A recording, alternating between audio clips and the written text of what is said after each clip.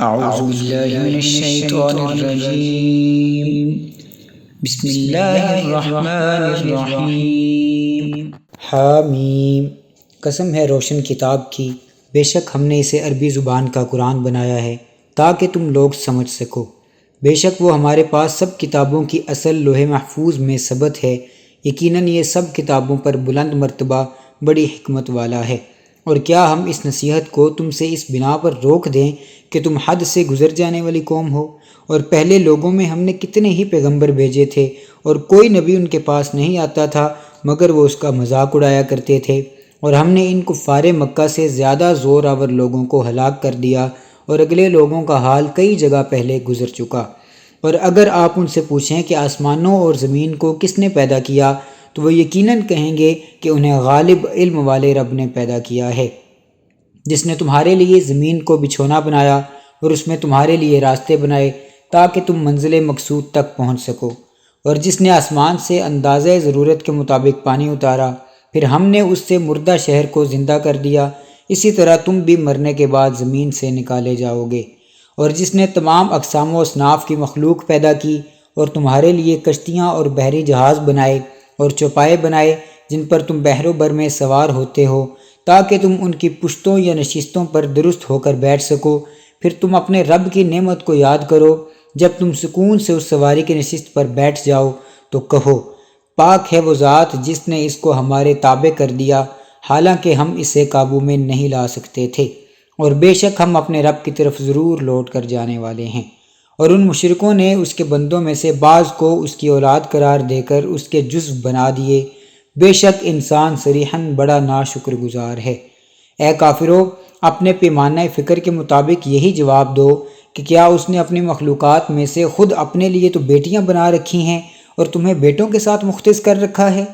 حالانکہ جب ان میں سے کسی کو اس کے گھر میں بیٹی کی پیدائش کی خبر دی جاتی ہے جس سے انہوں نے خدائے رحمان کی شبیہ بنا رکھا ہو تو اس کا چہرہ سیاہ ہو جاتا ہے اور غم و غصہ سے بھر جاتا ہے۔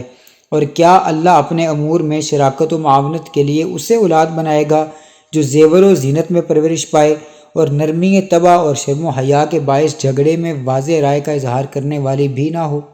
اور انہوں نے فرشتوں کو جو کہ خدائے رحمان کے بندے ہیں عورتیں قرار دیا ہے، کیا وہ ان کی پیدائش پر حاضر تھے؟ نہیں تو اب ان کی گواہی لکھ لی جائے گی اور روز قیامت ان سے باس پرس ہوگی۔ اور وہ کہتے ہیں کہ اگر رحمان چاہتا تو ہم ان بتوں کی پرستش نہ کرتے، انہیں اس کا بھی کچھ علم نہیں ہے، وہ محض اٹکل سے جھوٹی باتیں کرتے ہیں۔ کیا ہم نے انہیں اس سے پہلے کوئی کتاب دے رکھی ہے کہ جسے وہ سند کے طور پر تھامے ہوئے ہیں؟ نہیں، بلکہ وہ کہتے ہیں بے شک ہم نے اپنے باپ دادا کو ایک ملت و مذہب پر پایا اور یقیناً ہم انہی کے نقوش قدم پر چلتے ہوئے ہدایت یافتہ ہیں۔ اور اسی طرح ہم نے کسی بستی میں آپ سے پہلے کوئی ڈر سنانے والا نہیں بھیجا مگر وہاں کے وڈیروں اور ہوشیار لوگوں نے کہا، بے شک ہم نے اپنے باپ دادا کو ایک طریقہ و مذہب پر پایا اور ہم یقیناً انہی کے نقوش قدم کی اقتداء کرنے والے ہیں۔ پیغمبر نے کہا، اگرچہ میں تمہارے پاس اس طریقہ سے بہتر ہدایت کا دین اور طریقہ لے آؤں جس پر تم اپنے باپ دادا کو پایا تھا تو انہوں نے کہا، جو کچھ بھی تم دے کر بھیجے گئے ہو ہم اس کے منکر ہیں، سو ہم نے ان سے بدلہ لے لیا، بس آپ دیکھیے کہ جھٹلانے والوں کا انجام کیسا ہوا۔ اور جب ابراہیم علیہ السلام نے اپنے حقیقی چچا مگر پرورش کی نسبت سے باپ اور اپنی قوم سے فرمایا، بے شک میں ان سب چیزوں سے بیزار ہوں جنہیں تم پوجتے ہو بجز اس ذات کے جس نے مجھے پیدا کیا، سو وہی مجھے عنقریب راستہ دکھائے گا۔ اور ابراہیم علیہ السلام نے اس کلمہ توحید کو اپنی نسل و ذریت میں باقی رہنے والا کلمہ بنا دیا تاکہ وہ اللہ کی طرف رجوع کرتے رہیں، بلکہ میں نے انہیں اور ان کے آباء و اجداد کو اسی ابراہیم علیہ السلام کے تصدق اور واسطہ سے اس دنیا میں فائدہ پہنچایا ہے، یہاں تک کہ ان کے پاس حق یعنی قرآن اور واضح اور روشن بیان والا رسول صلی اللہ علیہ وآلہ وسلم تشریف لے آیا۔ اور جب ان کے پاس حق آ پہنچا تو کہنے لگے یہ جادو ہے اور ہم اس کے منکر ہیں، اور کہنے لگے یہ قرآن مکہ اور طائف کی دو بستیوں میں سے کسی بڑے آدمی یعنی کسی وڈیرے سردار اور مالدار پر کیوں نہیں اتارا گیا؟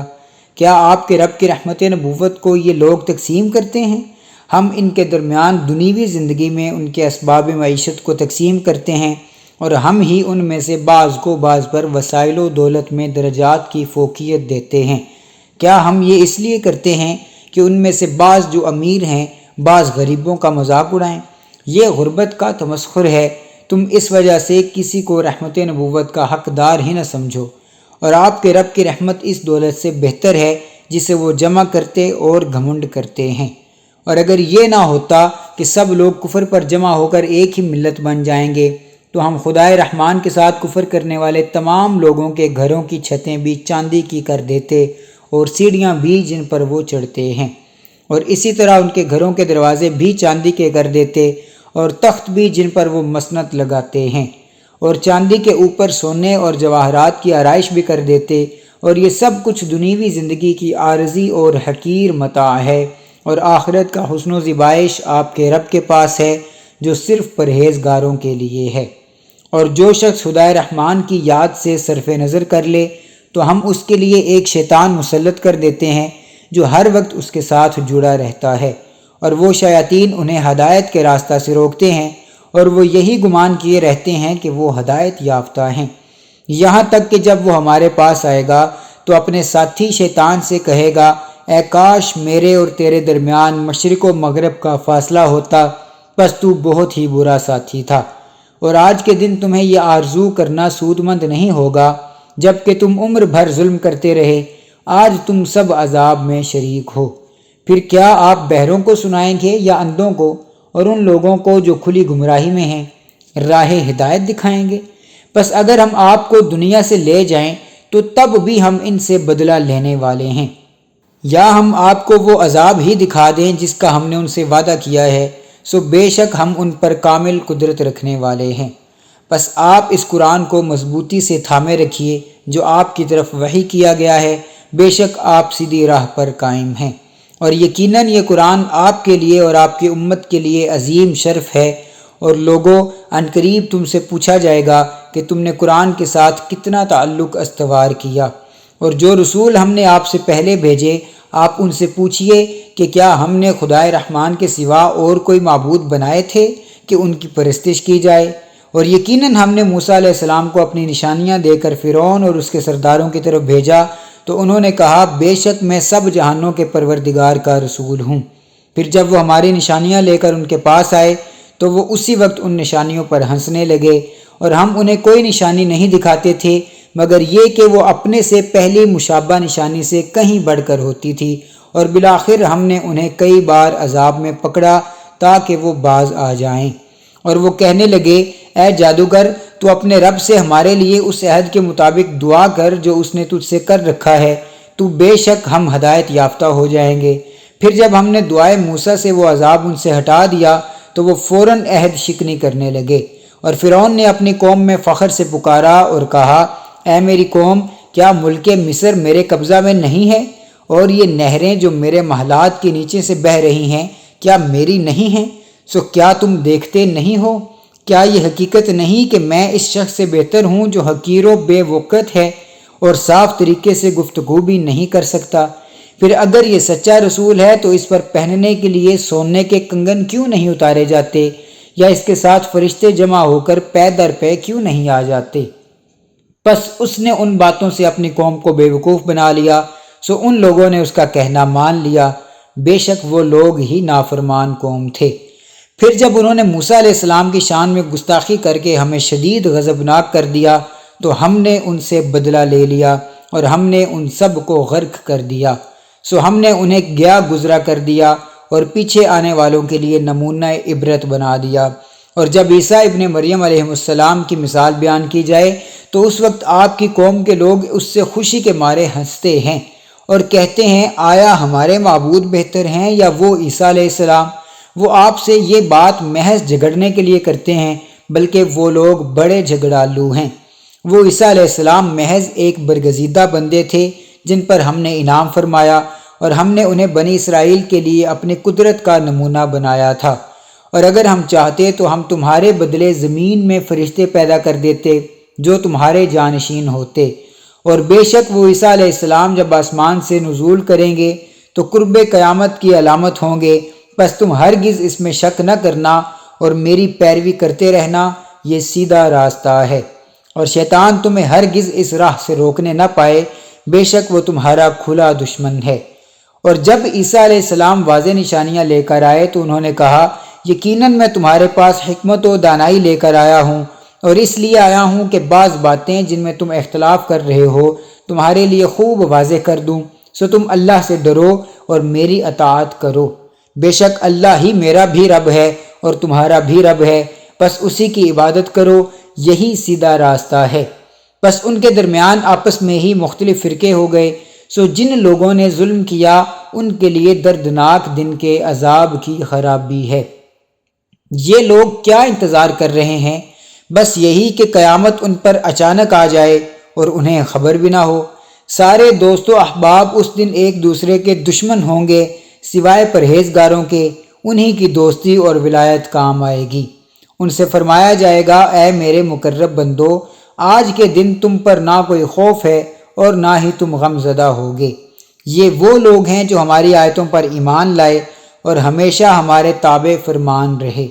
تم اور تمہارے ساتھ جڑے رہنے والے ساتھی سب جنت میں داخل ہو جاؤ، جنت کی نعمتوں، راحتوں اور لذتوں کے ساتھ تمہاری تکریم کی جائے گی۔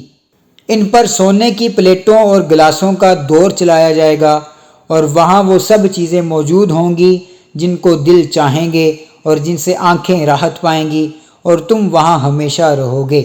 اور اے پرہیزگارو، یہ وہ جنت ہے جس کے تم مالک بنا دیے گئے ہو ان اعمال کے صلہ میں جو تم انجام دیتے تھے۔ تمہارے لیے اس میں بکثرت پھل اور میوے ہیں، تم ان سے کھاتے رہو گے۔ بے شک مجرم لوگ دوزخ کے عذاب میں ہمیشہ رہنے والے ہیں، جو ان سے ہلکا نہیں کیا جائے گا، اور وہ اس میں نا امید ہو کر پڑے رہیں گے۔ اور ہم نے ان پر ظلم نہیں کیا لیکن وہ خود ہی ظلم کرنے والے تھے۔ اور وہ داروغہ جہنم کو پکاریں گے اے مالک، آپ کا رب ہمیں موت دے دے تو اچھا ہے۔ وہ کہے گا کہ تم اب اسی حال میں ہی ہمیشہ رہنے والے ہو۔ بے شک ہم تمہارے پاس حق لائے لیکن تم میں سے اکثر لوگ حق کو ناپسند کرتے تھے۔ کیا انہوں نے یعنی کفار مکہ نے رسول صلی اللہ علیہ وسلم کے خلاف کوئی تدبیر پختہ کر لی ہے؟ تو ہم بھی پختہ فیصلہ کرنے والے ہیں۔ کیا وہ گمان کرتے ہیں کہ ہم ان کی پوشیدہ باتیں اور ان کی سرگوشیاں نہیں سنتے؟ کیوں نہیں، ضرور سنتے ہیں، اور ہمارے بھیجے ہوئے فرشتے بھی ان کے پاس لکھ رہے ہوتے ہیں۔ فرما دیجئے کہ اگر بفرض محال رحمان کے ہاں کوئی لڑکا ہوتا یا اولاد ہوتی تو میں سب سے پہلے اس کی عبادت کرنے والا ہوتا۔